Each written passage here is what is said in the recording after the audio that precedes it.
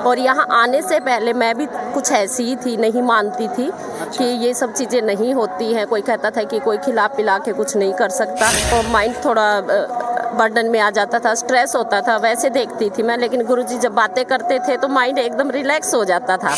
हाँ, पूजा पाठ में देखो पहला बदलाव तो मेरे अंदर हुआ। मैं नहीं करती थी, लेकिन यहाँ आई हूँ तब से मैं अब हनुमान चालीसा करती हूँ, सुबह शाम पूजा पाठ करती हूँ, मेरी बेटी को भी बोलती हूँ। और जो भी बच्चे मेरे पास ट्यूशन पढ़ने आते हैं, मैं सब बच्चों को हनुमान चालीसा ज़रूर बोलती हूँ कि रात को, सुबह को, शाम को ज़रूर पढ़ो, क्योंकि तुम्हारा रिजल्ट अच्छा आएगा। और हस्बैंड आर्मी में है तो थोड़ा घर भी संभालना पड़ेगा। नहीं, यहाँ से जाने का तो मन ही नहीं करता है। मन तो ये करता है कि बस हमेशा यहीं रहो, धाम पे ही रहो, यहीं सेवा करते रहो, गुरु जी को देखते रहो। गुरु जी को देखते तो बस एनर्जी आ जाती है। जय श्री राम, जय बागेश्वर धाम। दोस्तों, अभी हम हैं बागेश्वर धाम में, और यहाँ पर बागेश्वर धाम में श्री पराशर महाराज जी की 7 दिवसीय कथा चल रही है। आज कथा का 3रा दिवस है, और हमारे साथ में है बागेश्वर धाम सरकार की बहुत ही प्रिय शिष्या। हम इसे जानेंगे कि बागेश्वर धाम सरकार से कैसे जुड़ी, कब से जुड़ी हैं, यहाँ आने के बाद इनको क्या लाभ हुआ है, बहुत सारी बातें करेंगे। सबसे पहले माता जी का परिचय जानते हैं। माता जी, क्या नाम है आप? हाँ, मेरा सुखवंती नाम है, सीताराम भैया। पहले तो मैं हरियाणा से आई हूँ। वैसे मैं स्कूल में टीच करती थी पहले, लेकिन अभी जब से धाम से जुड़ी हूँ, टीचिंग मैं घर पे ही करने लगी हूँ अभी। और जब से यहाँ से जुड़ी हूँ मैं, मतलब कि आप बिलीव नहीं कर सकते, इतना फ़ायदा हुआ है। लोग कहते थे कि कोई शक्ति नहीं है, वो नहीं है, पर मैंने यहाँ आके सब चमत्कार देखा है। और यहाँ आने से पहले मैं भी कुछ ऐसी ही थी, नहीं मानती थी कि ये सब चीज़ें नहीं होती हैं। कोई कहता था कि कोई खिला पिला के कुछ नहीं कर सकता, लेकिन जब गुरुजी ने हमारा पर्चा बनाया तो वो सारी चीज़ें हमारी बता दी जो मुझे भी नहीं पता था डिटेल में। और यहाँ आने के बाद जो मेरे जेठ एक बार पहले जेठ थे जो मेरे एक्सपायर हो गए थे, वो तो गुरुजी ने बता दिया कि किसकी वजह से कैसे हुआ।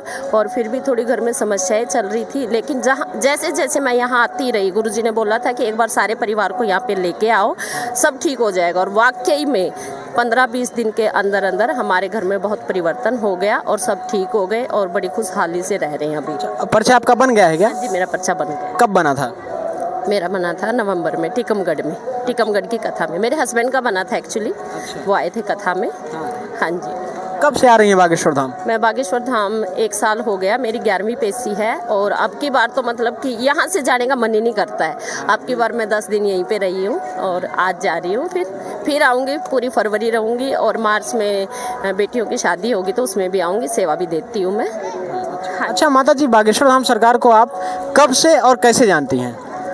बस भैया फरवरी मार्च से ही, मतलब नवंबर में हमारा पर्चा बना था, उससे 1-2 महीने पहले मैं यूट्यूब पे देखती थी। वैसे मैं यूट्यूब पे ऑनलाइन पढ़ाती थी तो माइंड थोड़ा बर्डन में आ जाता था, स्ट्रेस होता था, वैसे देखती थी मैं। लेकिन गुरुजी जब बातें करते थे तो माइंड एकदम रिलैक्स हो जाता था।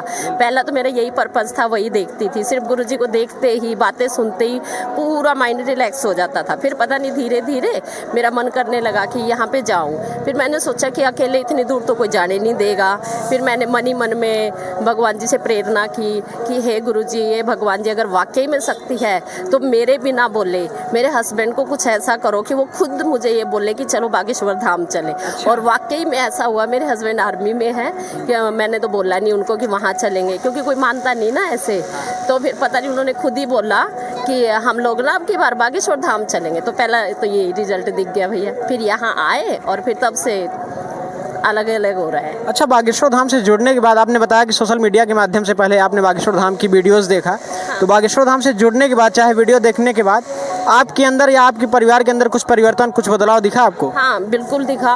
क्योंकि मैं जिस सड़क से जाती थी, मेरे को वो स्कूल बहुत पसंद था, मेरे घर के नियर बाई था।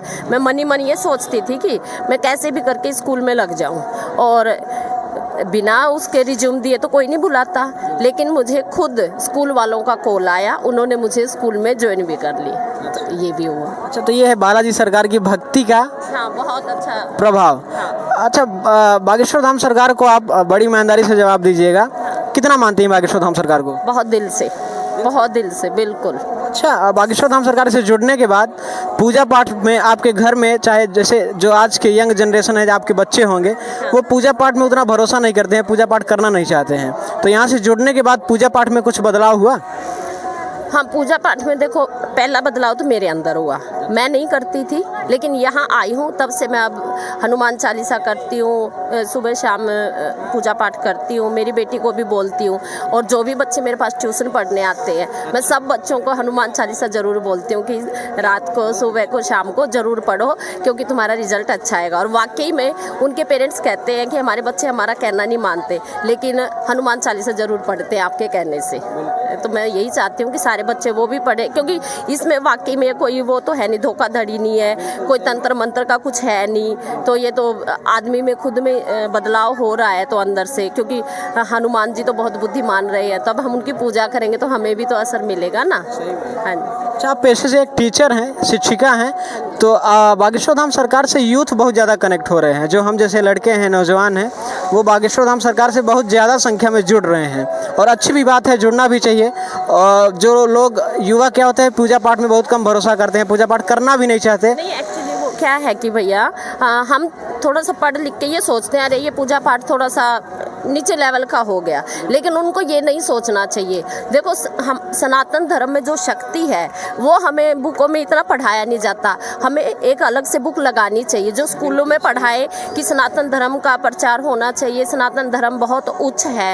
इस चीज़ की अगर हम नॉलेज देंगे, अब जैसे बच्चों को ये पता है कि इंग्लिश पढ़ने से हमें नौकरी मिलती है, तो ऐसे ही अगर उनको धार्मिक पुस्तकें पढ़ाई जाए तो उनको ज्ञान होगा कि हाँ, हमारे सनातन धर्म में बहुत पावर है, बहुत शक्ति है। तो ये चीज़ें बतानी चाहिए स्कूल में। मैं तो स्कूल में बच्चों को भी बताती हूँ, और जो मेरे पास पढ़ने आते हैं मैं उनको भी बताती हूँ। और वाकई में जो बच्चे घर पे शैतानी करते, मानते नहीं है, उनमें थोड़ा बदलाव है हनुमान चालीसा पढ़ने से। अच्छा, गुरुजी का एक एजेंडा है मुख्य रूप से, आप सभी को पता है, सभी जानते हैं जो गुरुजी को मानते हैं, जानते हैं कि गुरुजी हर जगह बोलते भी हैं, एकदम कोई ये नहीं है कि कोई जानता नहीं, किसी से छिपा नहीं है। वो बोलते हैं कि भारत हिंदू राष्ट्र घोषित होना चाहिए। हालांकि भारत हिंदू राष्ट्र है, था और रहेगा, बस घोषित होना है। तो आपको क्या लगता है, भारत हिंदू राष्ट्र घोषित होना चाहिए? बिल्कुल होना चाहिए। हिंदू राष्ट्र से क्या कि वो राम राज्य बन जाएगा, भेदभाव नहीं रहेगा। बागेश्वर धाम में अभी 8 फरवरी को महाशिवरात्रि के दिन 151 कन्याओं का विवाह होना है, जो कि बहुत ही बड़ा उत्सव है। इसमें आप आएंगी? हाँ, मैं आऊँगी, 1 मार्च को आऊँगी, और 11 फरवरी से लेके 21 फरवरी तक भी रहूँगी। फिर बीच में थोड़ा सा बेटी छोटी है इसलिए जाना पड़ेगा, हस्बैंड आर्मी में है तो थोड़ा घर भी संभालना पड़ेगा। नहीं, यहाँ से जाने का तो मन ही नहीं करता है। मन तो ये करता है कि बस हमेशा यहीं रहो, धाम पे ही रहो, यहीं सेवा करते रहो, गुरु जी को देखते रहो। गुरु जी को देखते तो बस एनर्जी आ जाती है। तो अभी मैं 2 बार दर्शन कर चुकी हूँ, पर अभी भी खड़ी हूँ कि एक बार और दर्शन हो जाए जाने से पहले।